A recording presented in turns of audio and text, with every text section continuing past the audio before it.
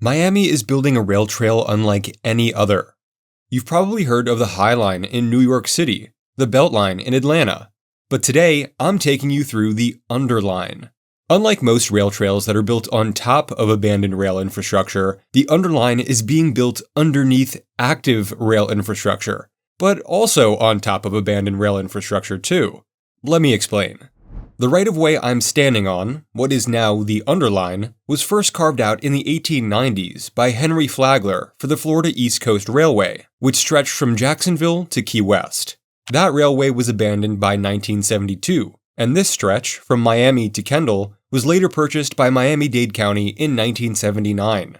In 1980, Miami-Dade Transit began construction on an elevated rapid transit system, with tracks being built above the former Florida East Coast corridor. Just 4 years later, Metro Rail opened its very first segment, with 10 stations situated along that very same abandoned right-of-way. Fast forward 43 years, and Miami is now transforming the dead space beneath Metro Rail's green and orange lines into one of America's premier urban rail trails. You just don't see rail trails being built like this around the US. It's doing so much, and it's doing it all at grade.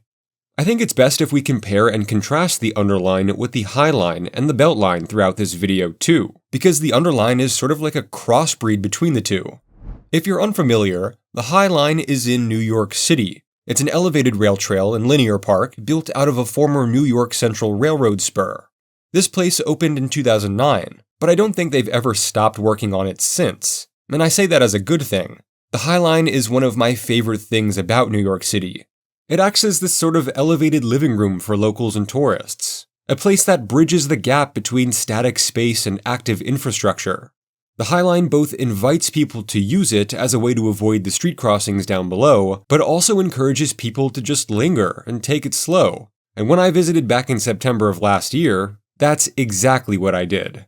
This emphasis on collecting can be seen in many places, in its integration with the Chelsea Market and the Whitney Museum, but maybe more prominently in the plethora of communal nodes that have been integrated into its modern design, and really creatively too.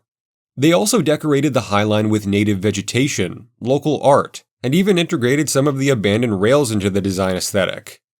It only makes sense that the project's lead designer and landscape architecture firm, James Corner Field Operations, later went on to masterplan the Underline just a few years later, because here you're seeing some of those exact same techniques at play, only expanded. There's coffee carts with seating infrastructure, a miniature track looping around an urban gym, local art installations, benches made out of native geology, and children's playgrounds and jungle gyms. The Underline even launched its own bike share system in late 2025, featuring 125 bikes and 10 stations along the rail trail, integrated with the Lyft app to make using it pretty seamless. There's an equal emphasis on collecting and moving, and I think that's what makes it so great. However, the at-grade context has introduced some challenges that the High Line never had to account for. Instead of having the luxury of existing above street level, the Underline has had to build itself around car traffic. And in Miami's most densely populated neighborhood, that's been tricky. In some areas, it handles pedestrian and cyclist priority pretty well, utilizing rapid flashing beacons and pedestrian islands, but sometimes I was met with nothing more than green paint and long traffic signals. At least long enough for me to wonder if it would have been better had the Underline implemented raised crossing infrastructure. I mean, at the end of the day, if you're the city of Miami, you have to ask yourself, is your most dense and urban neighborhood going to be built for cars first or for people first?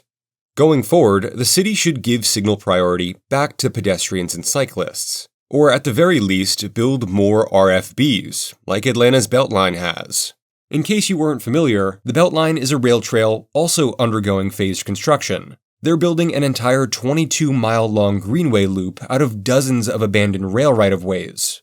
This rail trail is situated within Atlanta's urban core, just like how the Underline is in Miami, and both rail trails have at-grade crossings through busy streets. I visited the Underline shortly after my visit to the Beltline, and I couldn't help but notice how much better Atlanta's rail trail was at integrating with the environment that surrounded it. It's difficult because new development around the Underline has to consider noise generated by the rapid transit system, especially when it comes to building things like apartments. Regardless, I think the Beltline shows that there is massive community and retail potential to be captured here, even if it isn't mixed use and residential. Now granted, there is so much of the Underline that is yet to be built, but what's already been built around the transit corridor leaves much to be desired. I'll get into one specific example in just a moment, but by and large, I think the cities and the planning departments around the Underline would be wise to focus on smarter TOD, planned around pedestrians and cyclists, instead of reverting back to the TOD missteps of the late 20th century. At the moment, much of the area around the Underline and Metro Rail feels disjointed, especially further down south. It's a mix of old and new, but the new is still being built with parking minimums, luxury apartments, and park-and-ride lots. While the urbanism within the Underline is pretty strong, the zoning and development around it lacks that cohesive community feeling that Atlanta and the Beltline has been so good at creating. It wouldn't take much, again, just a prioritization of people over cars. Miami and the surrounding cities could invest in more community third places, like public markets, coffee shops, open-air multi-use rec spaces, and plazas. They could construct protected spoke lanes that lead from the Underline into and out of places like Coral Gables with the University of Miami, and Coconut Grove with its really strong Main Street community. Coconut Grove is actually my favorite neighborhood along the Beltline, and I think it would see the most benefit, especially within its Main Street that they're trying to build up, if it was just better connected to the Underline. But there is something that the Underline is doing way better than both the High Line and the Beltline. One of the best parts about the Underline is its transit-oriented accessibility. I mean, it's literally built beneath Metro Rail, so it makes sense that connection would be seamless. But the Underline isn't just connected to Metro Rail. There's also entrances to Miami's automated people mover system, Metro Mover, at Brickell Station. So that makes 3 transit lines directly accessible via the Underline. Now that's an advantage the Underline has that neither the High Line nor the Beltline have. The station entrances and exits are practically flush to the Underline, and the rail trail makes first and last mile connection feel comfortable. And the data shows it's working too. The completed sections of the Underline are attracting nearly 2 million visitors annually. The Underline also serves more than 125,000 residents within a 10-minute walk, and provides access to 24 schools, 2 hospitals, 1 university, and over 10,000 businesses. I kinda love how the Metro Rail and the Metro Mover look from down here. Riders almost appear as if they're boarding some kind of futuristic transit system in the middle of a jungle or a forest. It's beautiful, and very uniquely Miami feeling, if that makes sense. The idea of a marriage between something like an Underline and the Metro Rail was actually how the project was originally envisioned. Before 2013, the Underline was just an idea. Meg Daly's idea. That year, the Miami local broke both of her arms in a cycling accident. She couldn't drive nor ride a bike, so she found herself taking Metro Rail to and from her physical therapy appointments. At the time, the area the Underline occupies today was nothing more than a hodgepodge of utility service road and scraggly, unkept sidewalk, known as the M-Path. I mean, you could theoretically ride a bike here, but there really weren't any proper crossings or signage or anything like that. Daly found herself walking beneath the elevated tracks in the shade for months during her PT, and over time realized the corridor had so much untapped potential. She founded the nonprofit Friends of the Underline to champion her idea of a 10-mile linear park and rail trail. Soon after, the University of Miami's School of Architecture stepped in to develop the initial studies, which were then solidified by James Corner Field Operations' master plan.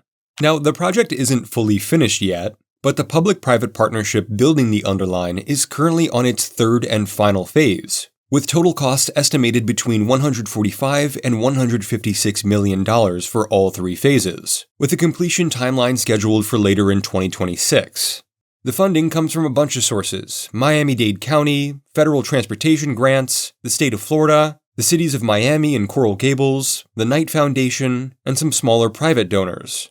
As of February 2026, when I'm uploading this video, the Underline stretches a little over 2.5 miles from Brickell along the Miami River down to Metro Rail's Bizcaya station.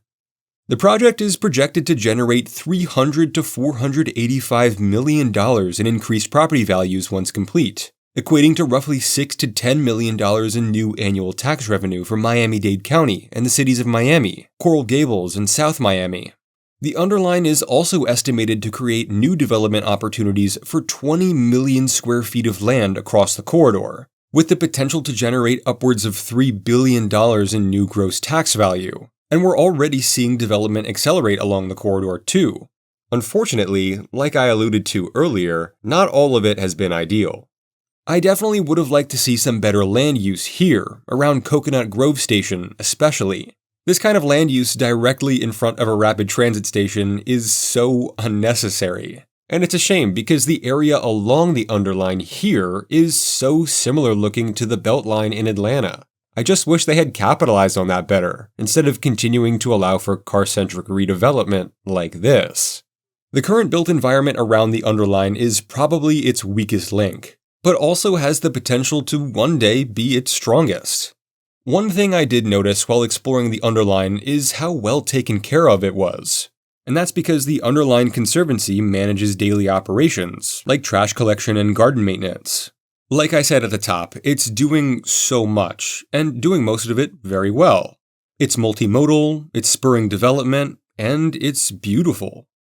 One of the more underrated things about the Underline is the way it's managed to blend two very different aesthetics. It's incredibly unique. A combination of 80s brutalism meets Frutiger eco.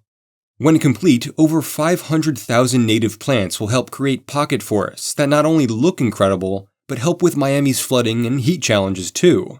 It's the kind of green space that Brickell desperately needed. A place to escape the hyper-capitalist and hyper-car-centric bowels of the city center. For the most part, Brickell is the kind of place that looks like if an entire neighborhood hired millionaires and billionaires as their urban planners. But the Underline seems to be the antithesis to that. It's hyper-local, hyper-native, a kind of creative inoculation for Brickell's 99% class. It's guerrilla urbanism in a neighborhood where third places and public squares take the shape of triple-decker malls, ultra-luxury hotels, high-rises, and five-star restaurants. I look forward to the Underline's full completion later in 2026. We'll see if they can actually make that deadline, but I gotta say, I'm really impressed with what they've finished already. For now though, I'll see you next week, right here, from 4th place.